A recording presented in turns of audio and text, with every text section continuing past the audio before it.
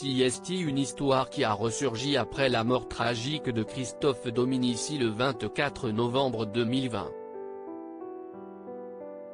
Quelques mois plus tôt, l'ancienne star du rugby, décédée à seulement 48 ans, s'était engagée dans un projet très ambitieux de reprise du club de rugby de Béziers, alors en 2e division.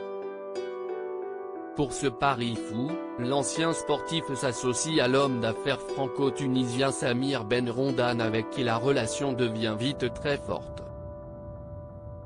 Malheureusement, le processus n'ira pas au bout à cause des garanties financières qui ne sont pas au goût des vendeurs. Pour l'homme de 60 ans prétend avoir fait fortune dans l'immobilier et le pétrole, mais après enquête, le journal L'Équipe indique n'avoir eu aucune confirmation de sa fortune. Personnage assez sulfureux, Samir Ben Rondane est notamment venu passer quelques jours de vacances en août 2020 chez les parents de Christophe Dominici dans le Var.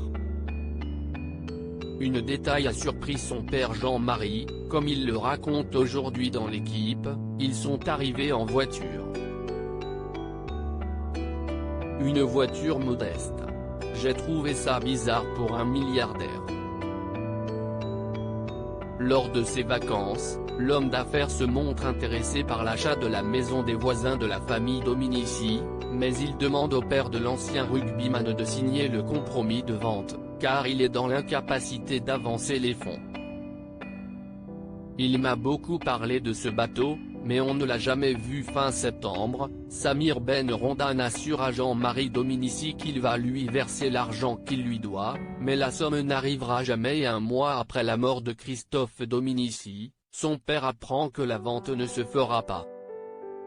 L'homme d'affaires a fait miroiter beaucoup de choses à la famille, comme l'achat d'un yacht à 50 millions d'euros. Il m'a beaucoup parlé de ce bateau, mais on ne l'a jamais vu alors qu'il était apparemment au large de la Ciotat, se souvient Jean-Marie aujourd'hui. D'après les informations de L'Équipe, Loretta Denaro, la veuve de l'ancien rugbyman, pense à agir en justice pour en savoir plus sur ce personnage.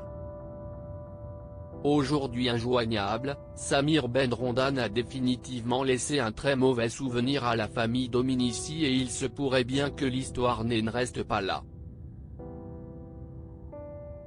Retrouvez l'article en intégralité sur le site de L'Équipe.